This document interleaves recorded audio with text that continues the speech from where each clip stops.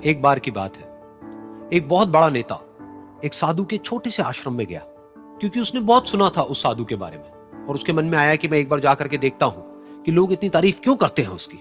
तो जब वो उस आश्रम में गया तो वहां पर एक छोटा सा कमरा था जहां पर एक कालीन बिछा हुआ था।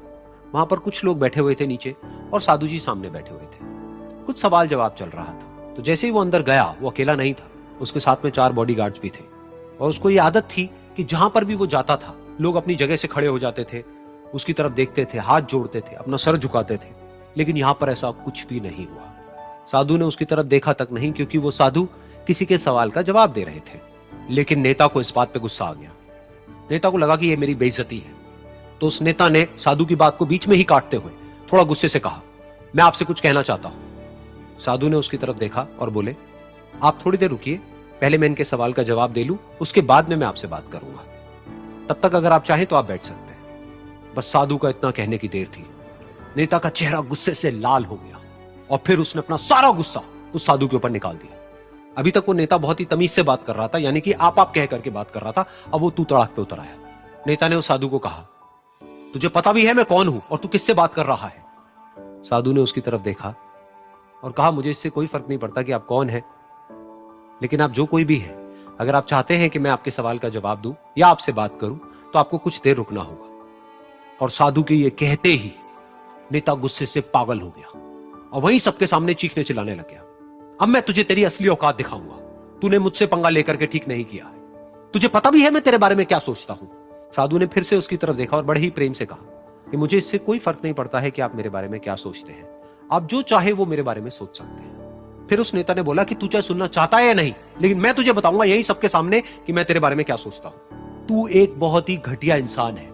तू कोई साधु नहीं है, तू एक ढोंगी है, पाखंडी है और यहां पर जितने भी लोग बैठे हैं उन सबको बेवकूफ बना रहा है। तेरा बस एक ही मकसद है कि इन लोगों की जेब में जितना भी पैसा है वो सब तेरे पास में आ जाए। तू अपने फायदे के लिए इन लोगों का इस्तेमाल कर रहा है और अब मैं तुझे नहीं छोड़ने वाला। तेरा पर्दाफाश करके रहूंगा पूरी दुनिया के सामने। लेकिन उसके इतना बोलने के बाद भी उस साधु के चेहरे पर हल्की सी मुस्कान बनी ही रही। ये देखकर वो और तिल मिला गया और उसने कहा, अब बहुत हुआ, अब मैं यहां 1 मिनट भी नहीं रुकने वाला। लेकिन अभी भी तेरे पास में मौका है। अगर मुझसे माफी मांगनी है या मुझसे कुछ कहना है तो कह सकता है। इतना सब होने के बाद भी साधु बिल्कुल शांत था और उनके चेहरे पर एक मुस्कान थी। उन्होंने अपनी आंखें बंद कर ली। फिर साधु ने अपनी आंखें खोली, हाथ जोड़े और कहा कि मुझे आपसे कोई गिला शिकवा नहीं है। मेरे मन में आपके लिए कोई भी गलत ख्याल नहीं है। जो भी आपने मेरे बारे में कहा वो आपकी अपनी सोच थी, तो मुझे आप में कोई भी बुराई नजर नहीं आती है। मुझे आप एक बहुत ही भले इंसान लगते हैं। और साधु के इतना कहते ही नेताजी का दिमाग 7वें आसमान पर पहुंच गया। उनके चेहरे पर एक अजीब सी खुशी थी, क्योंकि उस साधु ने वो ही कहा जो बाकी सब लोग उस नेता को कहते हैं। और वो खुशी खुशी उस आश्रम से अपने घर की तरफ चला गया और जा करके अपने पिताजी के साथ में बैठ गया।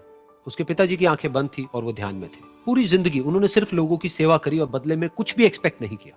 तो थोड़ी देर बाद जब उन्होंने अपनी आंखें खोली और देखा अपने बेटे को अपने साथ बैठे हुए, तो उनके बेटे के चेहरे पर आज एक अजीब सी खुशी थी जो आज से पहले उन्होंने कभी नहीं देखी थी।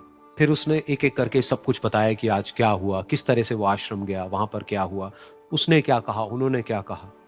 तो जब इसके पिताजी ने पूरी बात सुनी तो थोड़ा सा मुस्कुराए और अपने बेटे को देख करके बोले कि उन्होंने तुम्हारी तारीफ नहीं करी है, क्योंकि उन्होंने वो नहीं कहा कि जो तुम हो, उन्होंने वो कहा कि जो वो खुद है।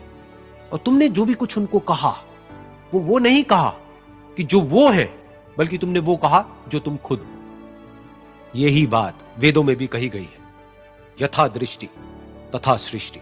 ये दुनिया तुम्हें वैसी नहीं दिखती है जैसी कि ये दुनिया है।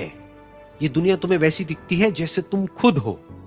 जिसकी नजर जैसी है उसके लिए ये दुनिया वैसी ही है। तो अगर तुम अपनी दुनिया को बदलना चाहते हो तो उसका सिर्फ एक तरीका है, अपनी नजर को बदलो।